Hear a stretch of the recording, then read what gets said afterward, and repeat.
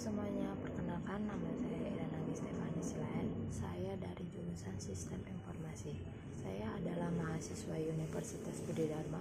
Pada kesempatan kali ini saya akan mempresentasikan mata kuliah teknik riset operasional yang mulai dari materi pertama hingga materi terakhir yang dibawakan oleh Bapak Ihsan Parinduri. Pada pertemuan pertama menjelaskan tentang riset operasi.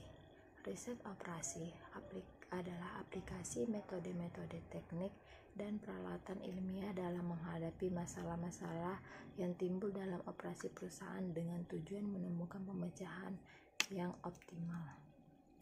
Pengertian riset operasi oleh beberapa ahli.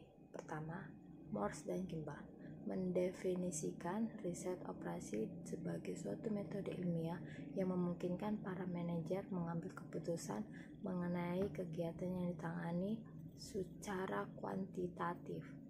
Kedua, Charman, Arkoff, dan Arnold mendefinisikan riset operasi sebagai aplikasi metode, teknik, dan peralatan ilmiah dalam menghadapi masalah dalam operasi dengan tujuan menemukan pemecahan yang optimal.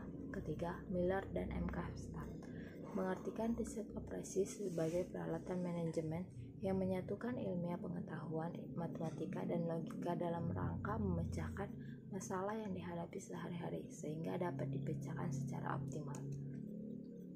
Metode grafik.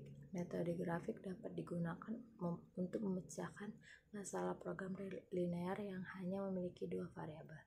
Jika dalam suatu program linear terdapat lebih dari dua variabel, misalnya X1, X2, dan X3, maka metode grafik ini tidak dapat dipakai.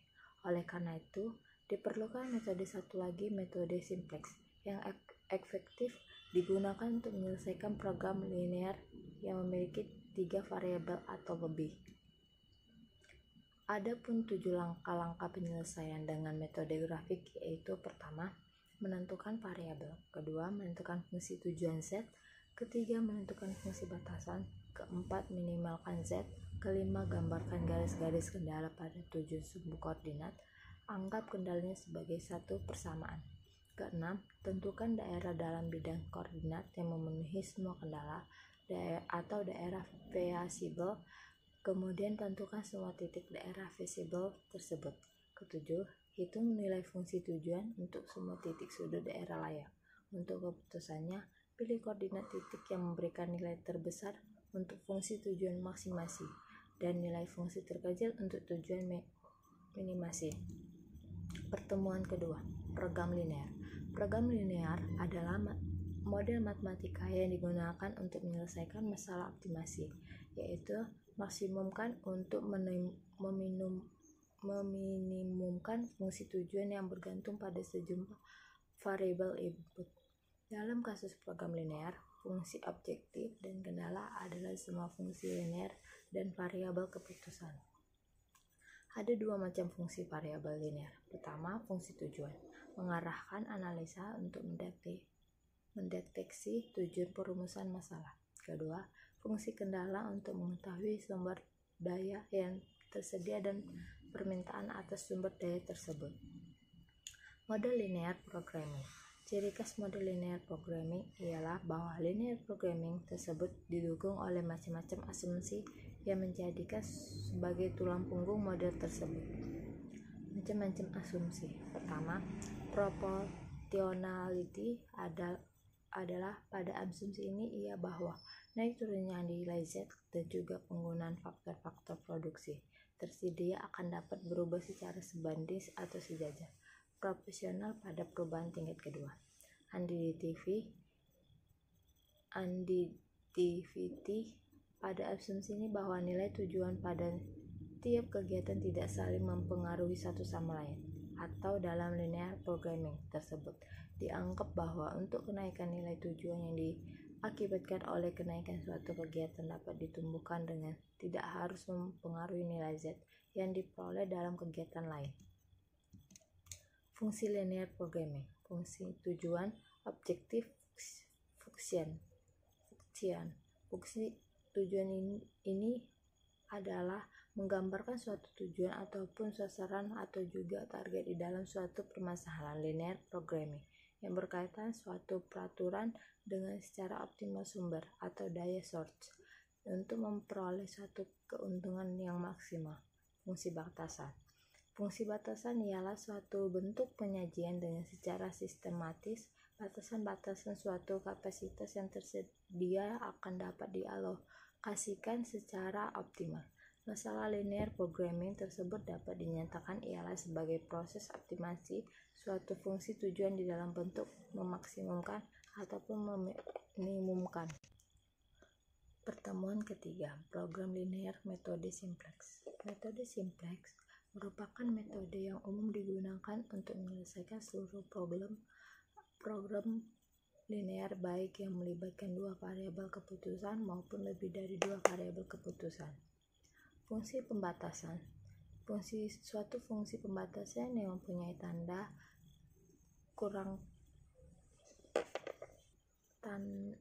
diubah menjadi suatu bentuk persamaan atau bentuk standar dengan cara menambahkan suatu variabel baru yang dinamakan slack variabel. Banyaknya slack variabel tergantung pada fungsi pembatasan. Fungsi tujuan. Dengan adanya slack variabel pada fungsi pembatasan, maka fungsi tujuan juga harus disesuaikan dengan memasukkan unsur slack variabel ini. Karena slack variabel ini tidak mempunyai kontribusi apa-apa terhadap fungsi tujuan, maka konstanta untuk slack variabel tersebut dituliskan 0. Ada dua langkah-langkah metode simplex. Pertama, rumuskan personal PL ke dalam model umum PL atau fungsi tujuan dan fungsi pembatasan. Kedua, merupakan model umum PL menjadi model simplex. A. Fungsi pembatasan. Tambahan slack variabel atau surplus variabel atau variabel bantuan. Fungsi tujuan. Rubahlah bentuk fungsi tujuan eksplisit menjadi persamaan bentuk implisit. Tambahkan atau kurangi dengan slack var, surplus var, dan atau variabel buatan yang bernilai 0. C. Formulasikan ke dalam tabel simplex. D. Lakukan langkah-langkah penyelesaian. Pertemuan keempat, metode transportasi. Metode transportasi adalah suatu metode yang digunakan untuk mengatur distribusi dari sumber-sumber yang menyediakan produk secara sama ke tempat-tempat membutuhkan secara optimal. Masalah transportasi adalah secara umum berhubungan dengan masalah pendistribusian barang dari beberapa kelompok tempat penyediaan dan disebut sumber ke beberapa kelompok tempat penerima yang disebut tujuan. Dalam masalah tersebut dapat meminimumkan total biaya distribusi. Secara umum, penyelesaian masalah transportasi dilakukan dengan dua tahap. Tahap pertama yaitu solusi awal. Metode NNC atau Network First Corner penganalokasikan dimulai dari pojok kiri atas dan berakhir di pojok kanan bawah. Kedua, metode LC atau Least Cost pengalokasian dimulai dari biaya terendah dalam tabel. Ketiga, metode VAU pengalokasian dilakukan pada kontak variabel dengan biaya terendah pada garis atau kolom yang terpilih. Keempat, metode RAM pengalokasian dilakukan dengan nilai negatif terbesar. Tahap solusi akhir. Pertama, stepstone. Kedua, modi merupakan modifikasi dari metode stepping stone, namun kemudian solusi akhir akan digunakan bila dalam solusi awal penyelesaian biaya dalam optimal. Pertemuan kelima, perulangan metode transportasi. Northwest Corner atau NWC. Produser menggunakan Northwest Corner, tampilan personal dan matriks. Kedua, selalu memulai pengisian yang pertama kali pada jalur yang berbeda pada pojok kiri atas. Pengisian atau pengalokasian barang pada jalur ini harus berpedoman kepada kapasitas yang ada di dalam penjumlahan yang harus dipenuhi. Lakukan gerakan zigzag dari pojok kiri ke atas ke arah kanan bawah sampai semua barang yang diproduksi habis terdistribusi dan memenuhi semua permintaan yang ada. hitung total biaya yang diperoleh. Less cost. Produser menggunakan less cost. Pertama, tampilkan personal dalam matriks. Kedua, prioritaskan pengisian jalur-jalur yang mempunyai biaya paling murah. Ketiga, hitung total biaya yang diperoleh. Vogels Approximation Method. Produser menggunakan Vogels Approximation Method. Pertama, tampilkan personal dalam matriks. Kedua, hitung selisih dari dua biaya paling kecil dan terkecil setelah biaya tersebut di antara beberapa biaya yang ada, baik sebaris atau sekolom. Ketiga, pilih selisih terbesar dari langkah sebelumnya, lalu pilih kontak dan bernilai ongkos terkecil yang sejajar dengan nilai selisih terbesar yang dipilih. Keempat, hitung total biaya yang diperoleh. Pertemuan ke-6, ujian tengah. Pertemuan ke-7, teori antrian. Antrian timbul karena orang atau sesuatu material, bahan tiba di suatu fungsi servis atau pelayanan. Proses produksi lebih cepat dibandingkan waktu mereka dilayani.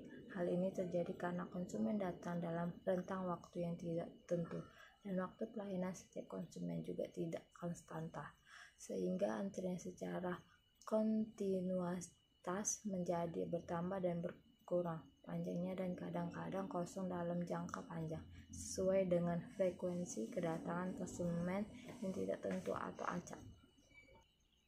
Pertemuan ke-8, metode penugasan.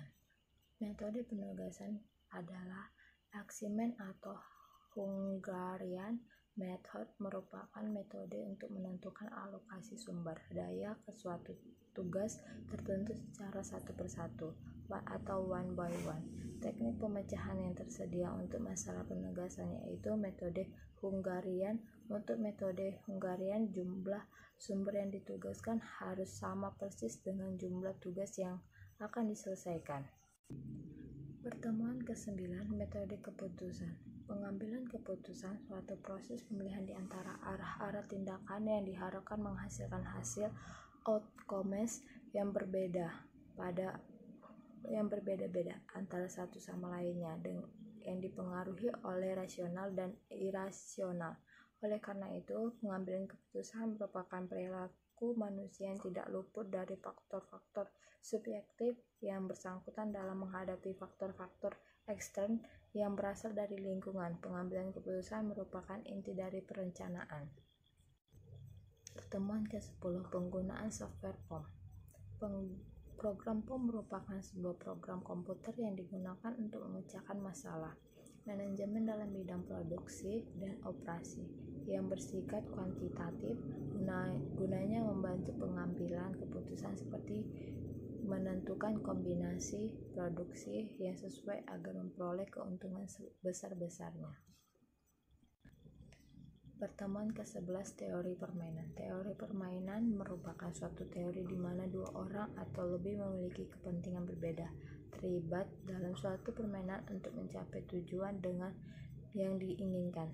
Teori ini pertama kali dikembangkan oleh Emile Borel pada tahun 1921, yang dikembangkan lanjut oleh John von Neumann dan Oscar Morgenstern. Manfaat teori permainan: pertama, mengembangkan suatu kerangka untuk pengambilan keputusan dalam suatu persaingan. Kedua, menguraikan metode kuantitatif dan sistematik bagi pemain yang terlibat dalam persaingan untuk memiliki strategi yang tradisional dalam pencapaian tujuan. Ketiga, memberikan gambaran persaingan pasar. Keempat, membuat strategi negosiasi ataupun strategi dalam persaingan bisnis yang diwarnai oleh tujuan konflik. 2. Strategi dalam permainan. Strategi pertama adalah strategi murni. Penyelesaian dilakukan dengan menggunakan konsep maksimin untuk pemain baris yang minimax untuk pemain kolom. Dapat strategi ini, pemain akan menggunakan suatu strategi tunggal untuk mendapatkan hasil optimal atau sandals point yang sama. Kedua, strategi campuran. Strategi ini dilakukan bila strategi murni belum memberikan penyelesaian optimal, sehingga perlu dilakukan tidak lanjut untuk mendapatkan titik optimal dengan usaha mendapatkan saddle point yang sama. Pertemuan ke-12, dualitas dan analisis sensitivitas. Simbol XY tingkat interpretasi optimis, tingkat aktivitas. CZ laba persatuan aktivitas, Z laba total dari seluruh aktivitas, BI jumlah sumber satu yang tersedia, AIC jumlah sumber satu yang dipakai oleh setiap satuan aktivitas C. Analisis sensitivitas. Manfaat utama menghindari perhitungan ulang yang dapat tersedia bila ternyata terjadi perubahan-perubahan pada masalah awal seperti perubahan. Pertama, perubahan pada nilai kanan fungsi batasan. Kedua, perubahan pada koefisien tujuan fungsi tujuan. Ketiga, penambahan variabel baru. Keempat, penambahan batasan baru. Kelima, perubahan pada koefisien yang menunjukkan beberapa bagian kapasitas sumber dikonsumsi oleh suatu satuan kegiatan. Perubahan-perubahan tersebut akan mengakibatkan penyelesaian optimal tidak berubah. Variabel-variabel dapat mengalami perubahan tapi nilainya tidak berubah. Sekian presentasi yang bisa saya bawakan. Bila mana ada tutur kata yang tidak berkenan didengar, tolong dimaafkan.